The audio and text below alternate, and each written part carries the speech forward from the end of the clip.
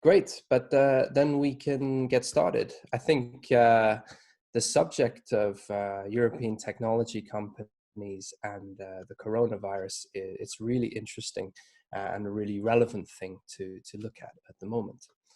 But first of all, I'll start by saying that I'm not an epidemiologist. I have no experience at all when it comes to viruses and how to manage them. And so I'm not going to question or examine any policies that countries have about how to deal with the coronavirus.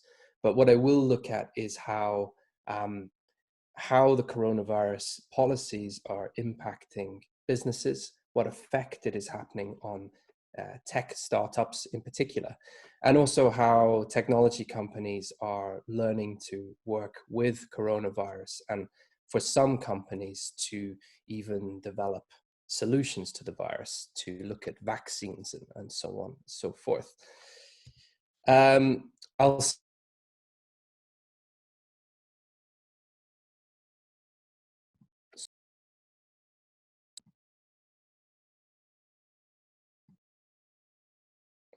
There we go. I think I was muted then. I will skip the slide because I think you guys already got it in Spanish. So to move to the agenda and what I really want to talk about today, I'll start off with a few definitions, focusing in on the terminology that I'm going to use and make sure that we are all speaking the same language to say. And then after that, we'll look more specifically at the state of technology companies in Europe today. After that, we'll look more at how Europe is dealing with the coronavirus at the moment and how it has been dealing with it for the past few weeks. And then we'll try and tie the two things together. So to look at the technology companies and to also look at the coronavirus and how the coronavirus is impacting technology companies and how technology companies are dealing with the virus. We'll look at the idea of, is there a new normal when it comes to technology companies? Is the past way of operating no longer relevant in the new environment that's caused by the virus? And take a look at some examples of companies that are succeeding or winning in this environment and other companies that are really suffering or losing. And then to finish by looking at the future, the outlook, how does it look going forward for technology companies in Europe as well. Great, so the first definition I'm going to talk about is of a tech company. So a tech company is a business that's focused on developing technology products or providing technology as a service to other companies. So as Exe said in his introduction, I work for a company at the moment called Formulate that helps supermarkets to run better promotions. So buy two, get one free or 50% off. So this company, Formulate, has both developed the technology product, but is also providing that technology as a service to lots of different companies in Sweden and other countries in Europe as well. So a startup then is a kind of tech company. We look at startups as usually initiated by one entrepreneur or several entrepreneurs together. And they're in this phase of trying to figure out what is a good business model to fix a specific problem that the market is facing. A lot of companies that are startups won't ever get past this stage because either they run out of money or their idea is just not good enough to expand any further into the market. But there are companies that really do succeed. They figure out the model that is most effective for the problem in the market, and then they undergo a period of very rapid growth, expanding into multiple countries and sometimes changing their offering as well as they develop. So I talk about scale-ups, startups, and technology companies a lot throughout this presentation, but I think that helps to make it clear exactly what it is that I'm talking about. So now let's turn to look more at technology in Europe in particular. So by any way of measuring technology companies in Europe, things are much, much bigger and more exciting now than they were 10 years ago.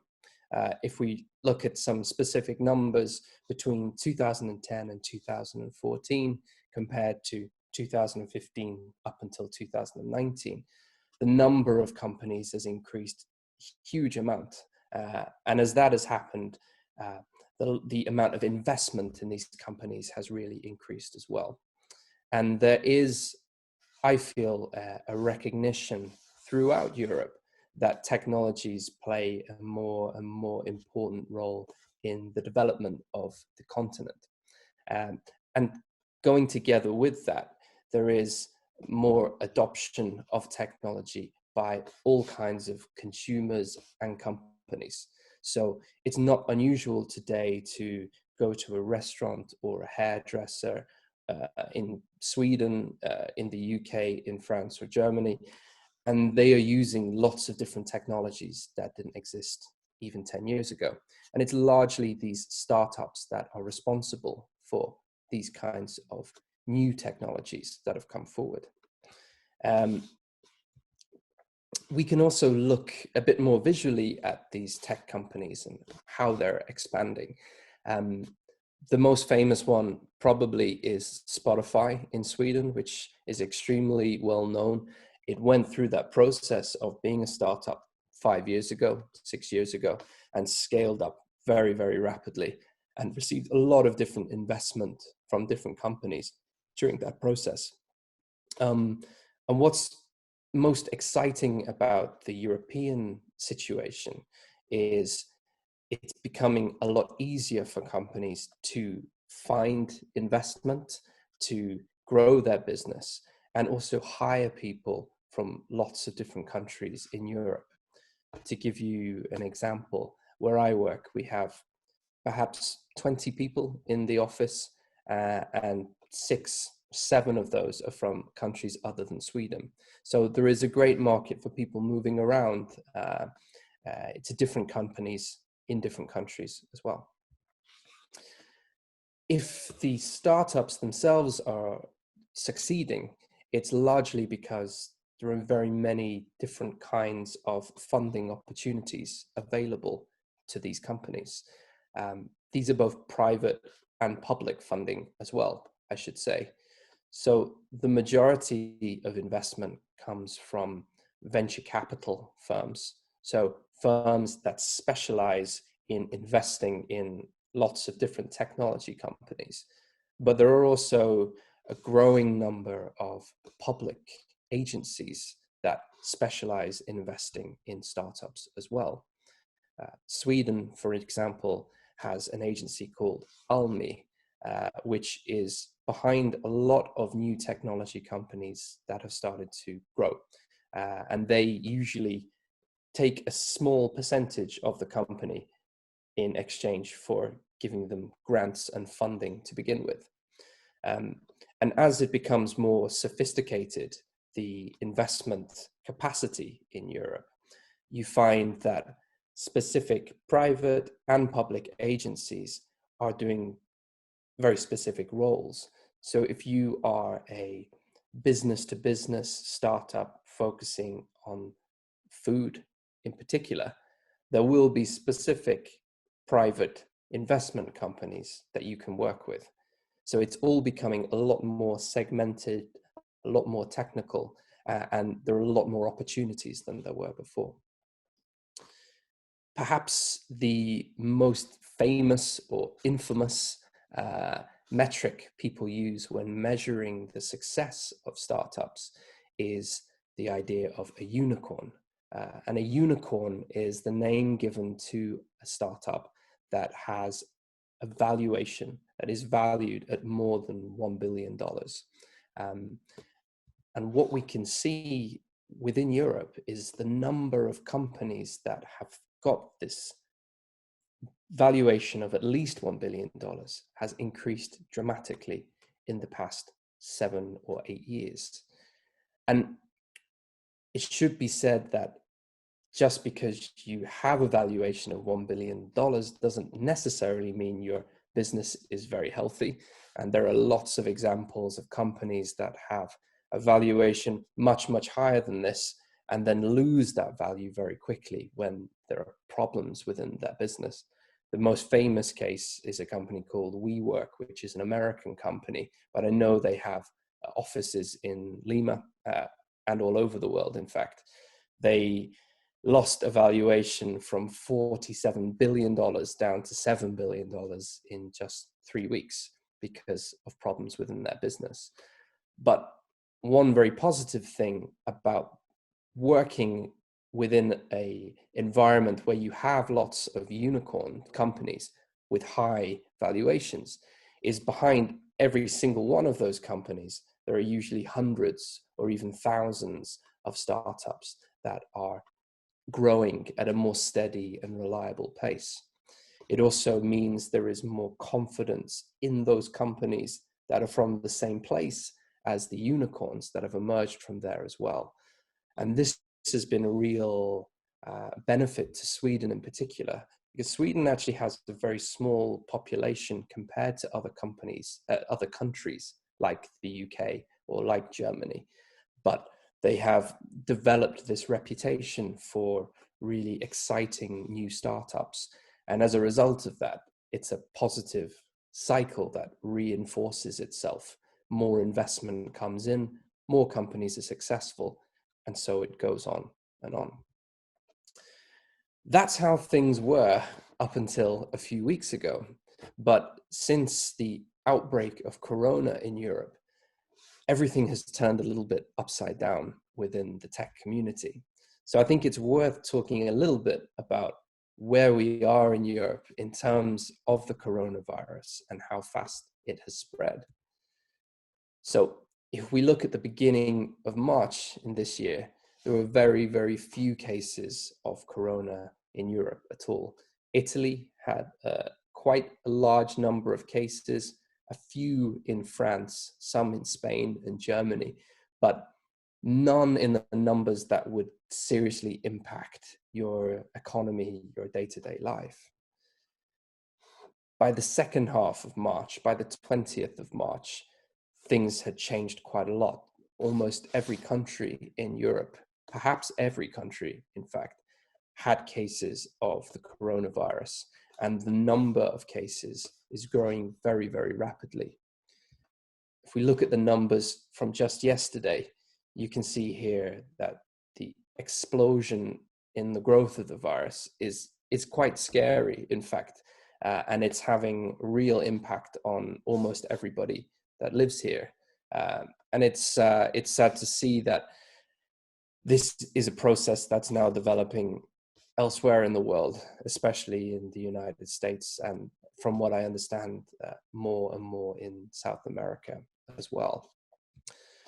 Within Europe, we're at a position now where some specialists think we're hitting the curve or the peak in the number of cases. And that's mainly because of very, very strict policies put in place by different countries to reduce the number of cases, reduce the number of people that are infected. And this is often by closing down entire parts of the economy, stopping people from traveling, stopping people from traveling for work purposes. And it's really, really having an impact beyond work into people's social lives and the ability to move around. And I know it's been very similar in Lima, at least. I don't know about the rest of Peru, but I suspect the lockdown there has been very similar to how it has been in other countries in Europe too. But there is quite a big difference between how different countries in Europe are dealing with the virus. If you consider Italy or Spain, they have had pretty much a total lockdown restricting people from traveling, closing the borders so people can't come into the country. And it's really having an effect on the tech companies within that country. Other countries like Sweden have taken a much more slow response, you could say, to the virus, and have not really restricted people.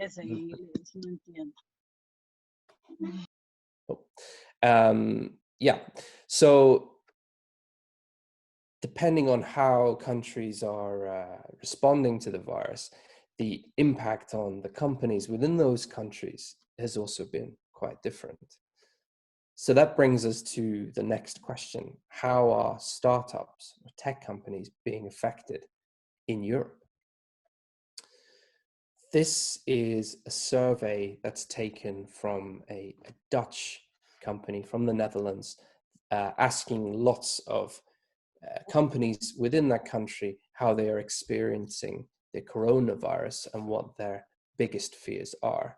And the main thing to take away from this is that about 80% of respondents had three main fears: that they would lose their existing customers and therefore not have any more revenue.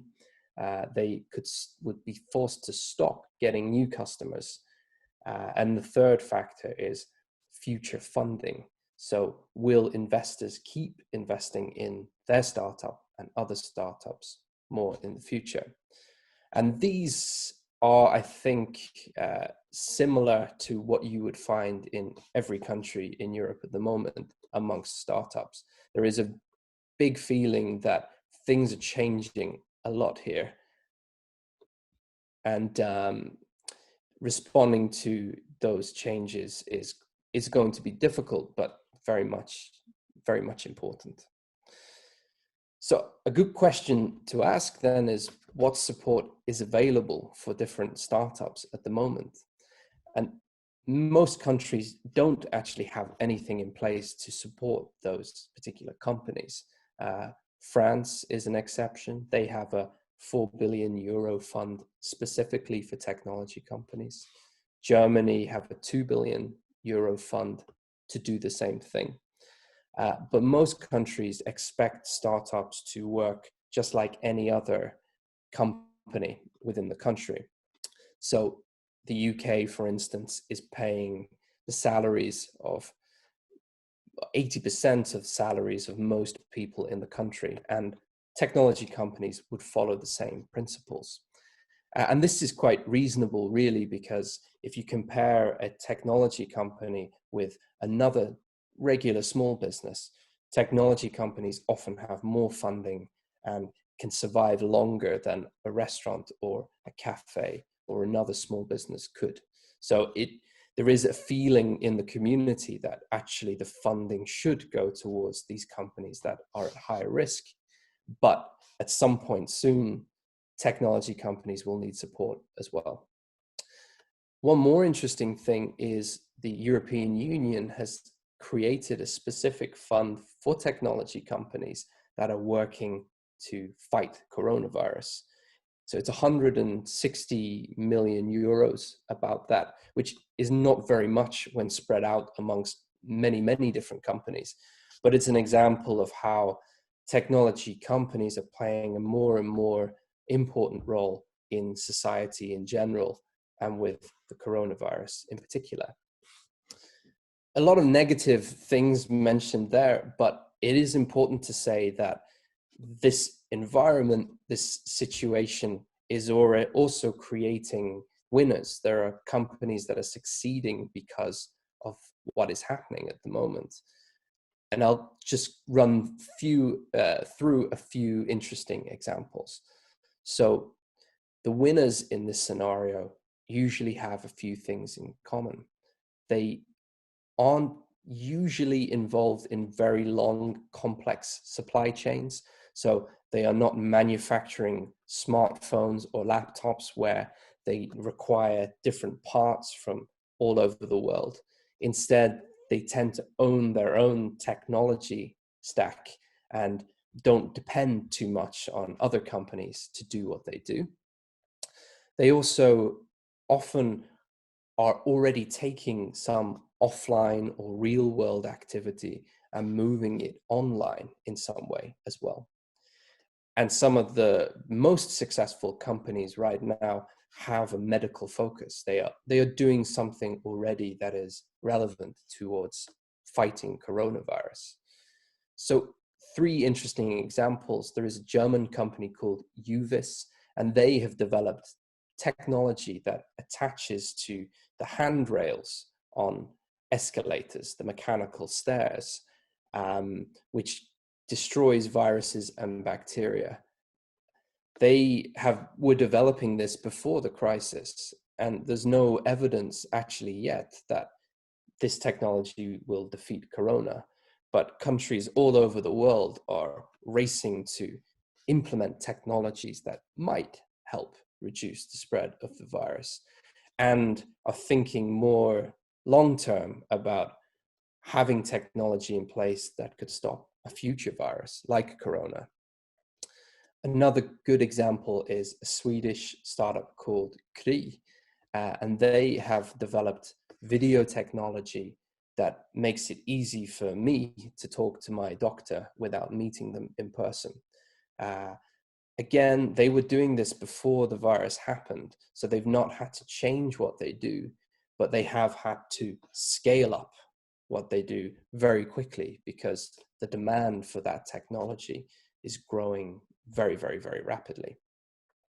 And the third interesting case here is a French esports company, and they organize esport competitions globally. If you don't know what esports are, I didn't until yesterday, but it is online sports games that are being played and they're doing so well because offline, regular, real world sport has been so affected by the coronavirus. So people are playing or watching others play in these big esports competitions. So here's just 3 examples of European tech companies that are actually benefiting in some way or succeeding, even though the virus is having a big impact on the economy as a whole. Of course, there are also losers or companies that are really, really struggling in Europe at the moment because of the crisis.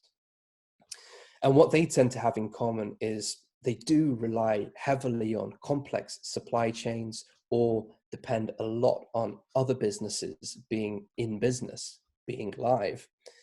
They also tend to work a lot with interaction, moving people from one place to another, accommodating people in hotels or in apartments, or activities that involve people being together, which of course one cannot do when in lockdown, when social distancing is so important. And they're often not essential services. They're not critical. They're not what people really need right now. 3 examples I can go through here. Booking.com is a company from the Netherlands. They're actually a very, very big tech company, but they are struggling a lot at the moment because they have a search engine for booking apartments and booking hotels, and nobody's traveling at the moment. Skyscanner is a UK tech company that is a search engine for flights, and they earn their money. They earn commissions every time someone books through that platform, but nobody's booking anymore. And another example is a French company, Levy, which is similar to Airbnb, if you know it. It allows people to rent out their own apartments, but everybody is forced to stay in their apartments. So these are the kinds of companies that are suffering enormously at the moment, and especially because they don't know when coronavirus will stop being a major part of everyone's lives. They can't really predict or plan that much in the future either.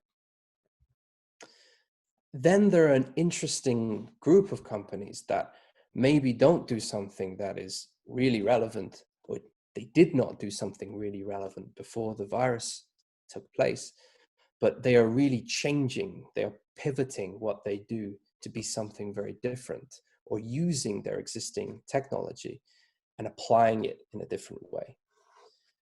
What they do have in common, these companies, is they usually already have the technology or technology that does something similar. And so they don't need to reinvent the wheel. They don't need to build something entirely new. They just need to refocus it a little bit. They're also moving more towards essential services, things that are really critical day to day, even if they weren't doing it before. And often they have money in the bank. They are well funded, they have investment, and so they can afford to change direction, to refocus their efforts. And there are a lot of companies that can't do this. They may have good technology. They may be in a position where they could do something useful, but they've invested so much in a single direction that they don't have the funds to change even now. But some good examples of the opportunists, those making the most of the opportunity, are Archangel. It's a German company. They usually have camera technology that monitors very big and remote areas like the oceans. But they've reapplied that exact same technology to look at people coming into hospitals or coming into work with a high temperature, with a fever, and then being able to warn them and other people that they could be at risk with corona. Another company called the Intro, it's a UK dating application. And they changed what they originally did, which was to schedule dates between people in person. So now they've invented isolating based on isolating. And they're allowing people to take their first dates over video chat instead. So a good example of a company that's thought, what can they do, and taken action very quickly to do it. And then perhaps one of the best things to see within technology companies when it comes to the virus is when they work together to do something that can really help. A Swedish startup called Voi have electric scooters that you can pick up and use all over the city. And they've partnered together with another company that delivers groceries to people's houses.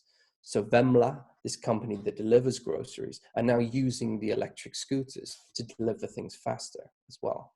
So here's two companies, one of which is doing a critical role to deliver groceries, but is lacking the tools, and another company which has the tools, but doesn't really have the right business model for the problem. So they've combined and they're working together, and it's been quite effective so far. The final group I'll talk about then are the Evergreens, or think of it as companies that are not really affected by what's happening. And there are a few reasons why companies might not be affected. They could either belong to an industry that doesn't really get impacted by the coronavirus, food, pharmaceuticals, these kinds of essential products that people use all the time. If anything, they might benefit, but in many cases, things kind of stay similar.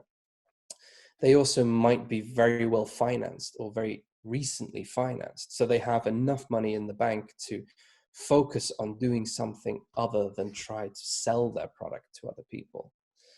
They may also have low cost. So perhaps they don't employ so many people.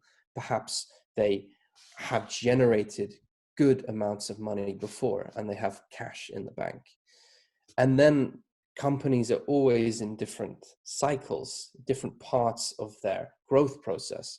And those startups that are really focused on building their product right now, rather than selling the product, may even be advantaged because they can just focus explicitly on the one job that they have. And personally, I'm lucky that the company I work for at the moment fits quite closely to this category. We are really focused on building what we need to build right now, rather than trying to sell it. But we'll see how things develop in the next few years, next few months, I hope. There are other positive things that are happening at this time too. There are a number of different initiatives that startups are taking and partnering together to try and ease the burden that people are facing all the time. And a few of these are simply giving things away.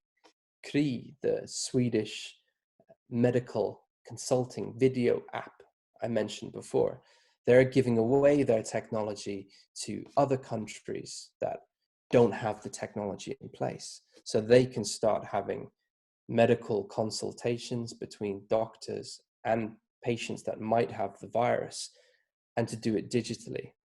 It's also a clever business model as well when you think about it, because these other countries may really benefit from the technology, and then they might stay with the company later on. But at least it's very positive to see that when startups can't do very much, what they do try to do is give away what they have to help in whatever way that they can. We also are seeing more and more partnerships emerging, which is allowing perhaps two companies that by themselves would struggle to come together and deliver a good service at the time. You also have a number of companies which are hacking the crisis or trying to develop something not related to their business at all, but lending their expertise, lending their employees, their developers towards building different applications. The website I showed you earlier with the number of cases of corona throughout Europe was built during one of these hacking sessions between different companies. And perhaps most important, and this is key to all tech companies all the time, not just during the crisis, is this creativity, this innovation, and this ability to switch focus very, very quickly. It's something all startups need to do. If we think back to the earlier definition, they're trying to figure out what solution they can provide to a problem in the market. And startups that are successful should be able to respond to this problem just like they've responded to other problems too. So I'm nearly finished with my presentation, but just a few final things to think about. Number one, this story is not over yet. I think we're still very much at the beginning, and there is going to be a lot of change throughout the entire world and in technology companies especially. It's nice to see a lot of companies play a role in fighting corona, to either stop it spreading, to develop a vaccine to the drug, or simply to help people get their groceries if they're too old to go to the shops.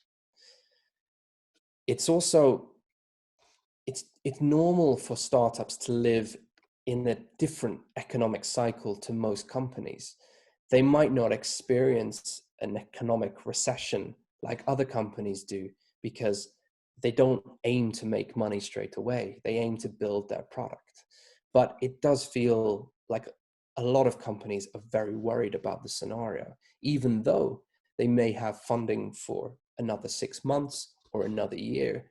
They don't know how long this is going to be a problem for, and how people will behave differently after the crisis is over.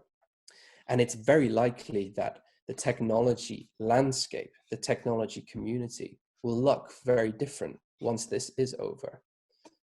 But exactly how it looks, it's still far too soon to say.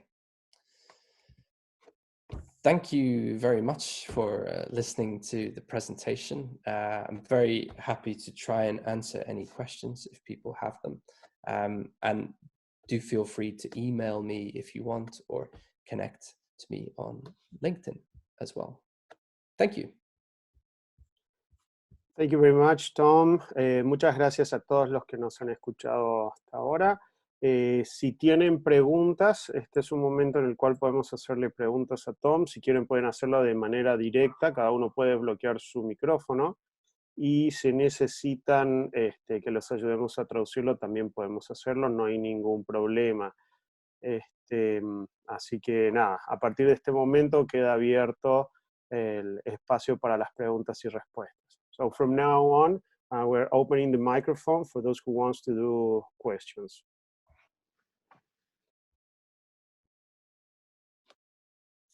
Hi. Hi there. Hello, Tom. I have a question. In this context that affects all the companies in the world, we come to the question of who should I pay attention?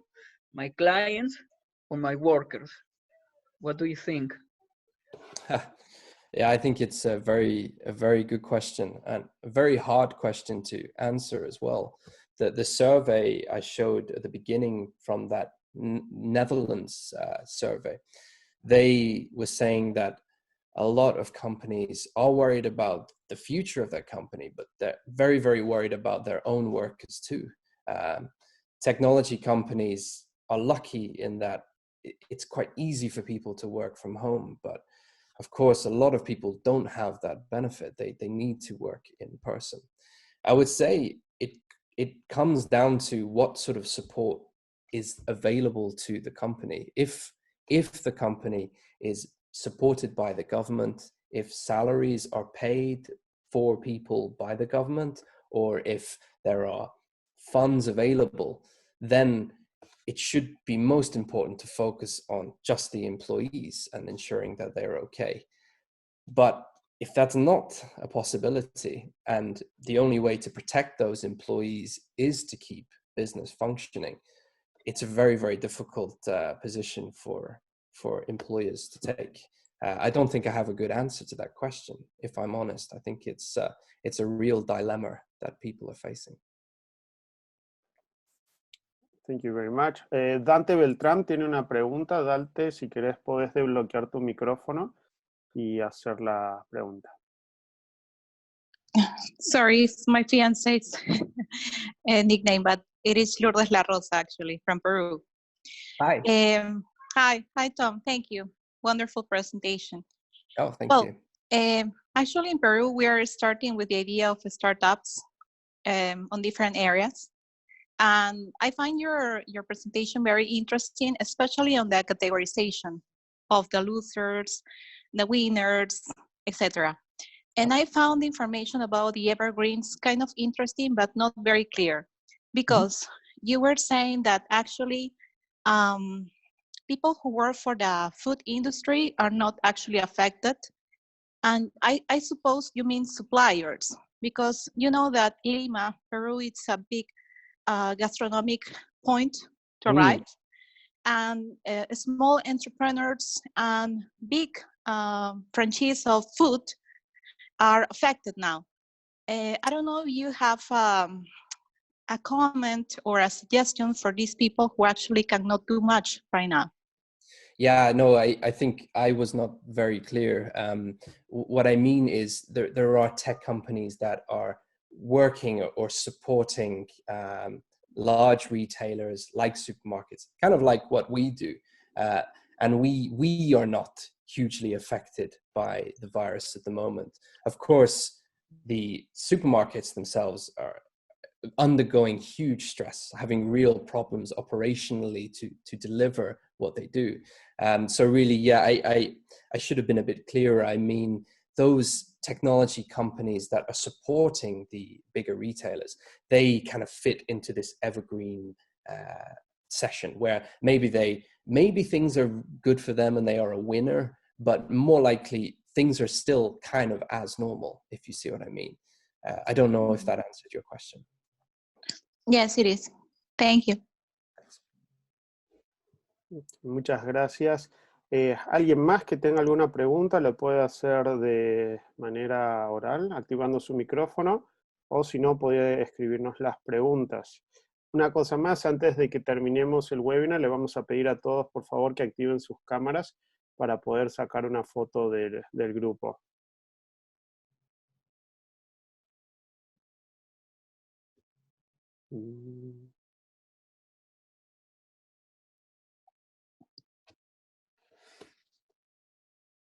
No sé si alguien más tiene una pregunta.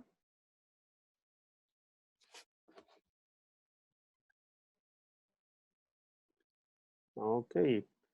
Well, it seems that we don't have any more questions, so we're gonna start closing the webinar. Thank you so much, Thom. Thank you for your time. Oh, wait, here we have a question. Well, it's written, está escrita, así que la voy a leer. Dice, I would like to know how the European construction industry will be thinking about resuming activities. A good question. At the moment, a lot of construction companies throughout Europe are under permanent shutdown. I think the reality is the virus is affecting older people, people who have other comorbidities, if we say, other illnesses that make them most at danger. So what we may see is that the younger people will come back to work sooner. But at least in countries like Italy and Spain, they've started to ease their lockdown a bit more now, but I wouldn't say you would expect the economy to go back to normal too soon. But that said, countries like Sweden, the construction industry hasn't stopped at all, actually. So some countries are still open for business, as you could say. So it really, really varies from country to country.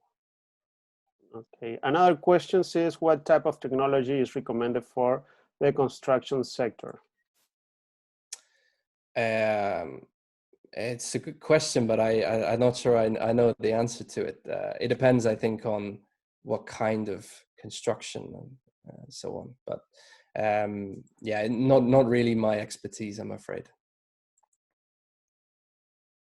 Okay.